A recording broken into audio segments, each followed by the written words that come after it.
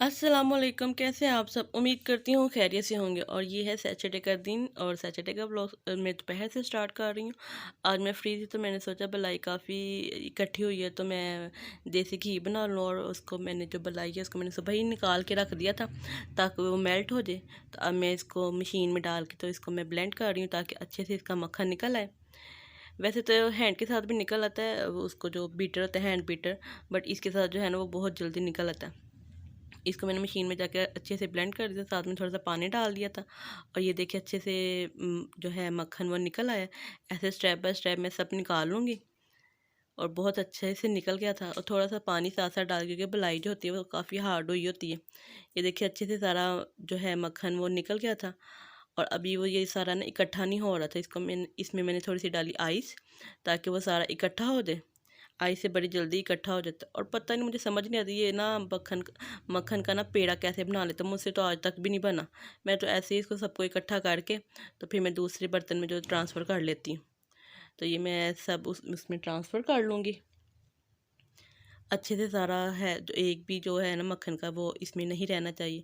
अब मैंने इसको ना चूल्हे पे रख दिया ताकि ये हल्की आंच पे रखते हैं ताकि अच्छे से निकल जाए, आखिरी कतरे तक भी निकल जाए। और मैं तो आखिरी कतरे तक भी निकालती हूँ। मैं इसकी एक बहुत अच्छी टिप आपको बताऊँगी जिससे आखिरी कतरे तक भी निकल जाए। और इस तरफ जिसमें निकाला था उसमें सारा साइड पे मक्खन लगा हुआ था, तो उसमें मैं गर्म पानी डाल के तो अच्छे से वो भी जो है ना इस कढ़ाई में डाल दूँगी ताकि वेस्ट ना हो कुछ भी। आपको पता है वेस्ट जो है आज के दौर में तो कोई भी चीज़ वेस्ट नहीं करनी चाहिए, जितनी महंगाई है और जितना आपको पता है जो कुछ चल रहा है। एक एक बाइट भी सोच समझ के और ध्यान से इनकी यूज़ करनी चाहिए। ये मैंने अच्छे से इसको गर्म पानी डाल के तो इसको मिक्स करके तो इसको भी मैंने उसी में डाल दिया। अभी थोड़ी मैं तेज़ आंच रखूँगी, जैसे पकना शुरू कर देगा तो इसकी ना मैं आंच जो है ना वो कम कर दूँगी। ये देखिए अच्छे से पकना हो गया तो इसकी फिर मैं आंच जो है ना वो कम कर दूँगी। और साथ ही साथ ना काफ़ी दिनों से दिल कर रहा था मेरा ना ज़र्दा खाने को, तो मैंने कहा चलो आज ना थोड़े से ज़र्दा चावल भी बना लेती, क्योंकि गैस आ रही है उसका भी फ़ायदा उठाएँ। इस तरफ मैंने पानी और उसमें फूड कलर डाल के ऊपर रख दिया था। ये सारे लवाजमात मैं एक ही साथ निकाल देती हूँ, अगर कुछ निकाले ना हो तो फिर कुछ ना कुछ मिस हो जाता है, इसलिए मैं ऑलरेडी सब कुछ निकाल के रख लेती हूँ। ये जो है मेवे और ये राइस है और साथ ही साथ शुगर भी है। इस तरफ पानी को बॉयल आ गया था तो उसमें मैंने डाल दिया चावल। इसको अच्छे से बॉयल करेंगे जब तक इसकी एक कनी रह ना जाए। और साथ ही इसमें मैंने दालचीनी और लौंग भी डाल दी थी, उससे जो है ना इसमें जो खुशबू और फ्लेवर भी काफ़ी अच्छा आता है। और यहाँ इसकी अच्छे से बॉईल हो गए थे। अब मैं इसको चेक कर रही थी कि ऐसा एक कनी रह गए, लेकिन वो इतने गर्म थे अच्छे से चेक नहीं हो रहे थे। फिर भी मैंने बड़ी मुश्किल से ना चेक कर लिए थे। और इनका कलर चेक करें कितना अच्छा है। ओरिजिनल में भी अच्छा था बट वीडियो में भी और भी ज़्यादा अच्छा लग रहा है। तो ये देखिए एक कनी रह गया। अब मैं इसको ड्रेन कर लूँगी पानी इनका ताकि ये ज़्यादा ना हो जाए। ये ड्रेन करके तो इसको मैंने सेपरेट कर दिया। और अभी साथ ही दूसरी तरफ मैं लूँगी वही कढ़ाई, उसमें मैं इलायची और ऑयल डाल के तो इसको मैं कड़क करूँगी। साथ ही डाल दूँगी ये दूध, उसके साथ ही चीनी और सारे जो गिरी बादाम मैंने रखे थे वो भी सब डाल दूँगी एक ही साथ, ताकि उनके अंदर तक भी जो है ना शुगर वो चली जाए। अगर वो लास्ट में डालें तो वो जब मुंह में बाइट के साथ आते हैं ना तो वो फीके फीके लगते हैं। तो इसलिए उसके साथ ही डाल देना चाहिए ताकि शुगर जो है ना वो उसके अंदर तक चले जाए।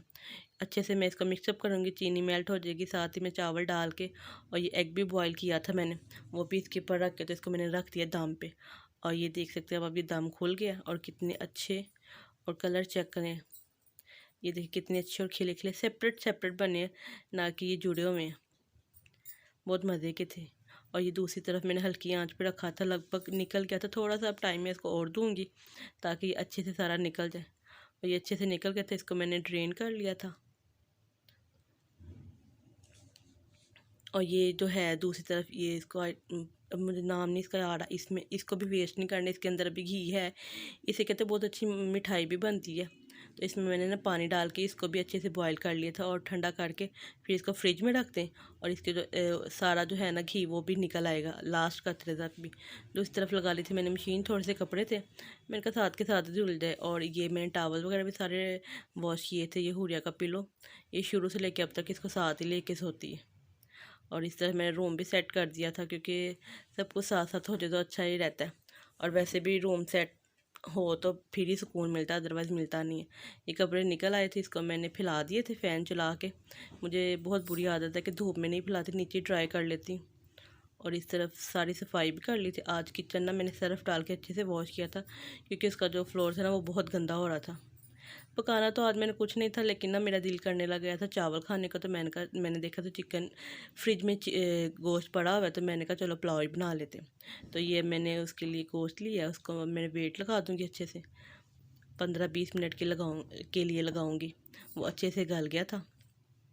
और साथ ही साथ में रख दूँगी चावल ऊपर, क्योंकि अब ये शाम का टाइम हो गया, हस्बैंड के भी आने का टाइम, और उनके आने से पहले पहले जो है ना वो मैं बना लूँगी। इसके लिए भी मैंने सब कुछ निकाल के रख लिया था, ताकि ना फिर मैं कुछ भूल ना जाऊँ।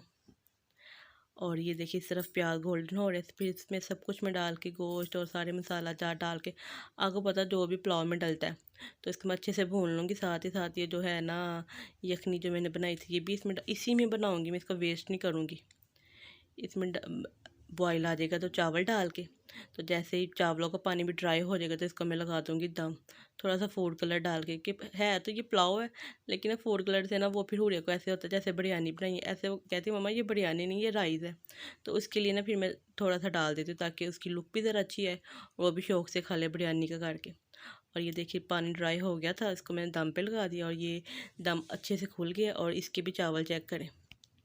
और ये हस्बैंड को पता नहीं था क्या बनाना है, तो वो ना थोड़ा सा रोस्ट ले आए थे, तो इसके लिए हमारे फिर चावल भी जो थे ना वो भी ज़्यादा हो गए थे, उसको मैंने बॉक्सेस में डाल के स्टोर कर लिया था। और ये सारे दूसरी तरफ बर्तन भी हो गए थे, ये भी इसको भी अच्छे से वॉश करके सारा किचन वगैरह भी साफ़ कर लिया था, और सुबह के लिए आटा भी गूँध के रख लिया था। और यहीं तक थी आज की मेरी वीडियो। अगर आपको मेरी वीडियो अच्छी लगती है तो उसको लाइक करें।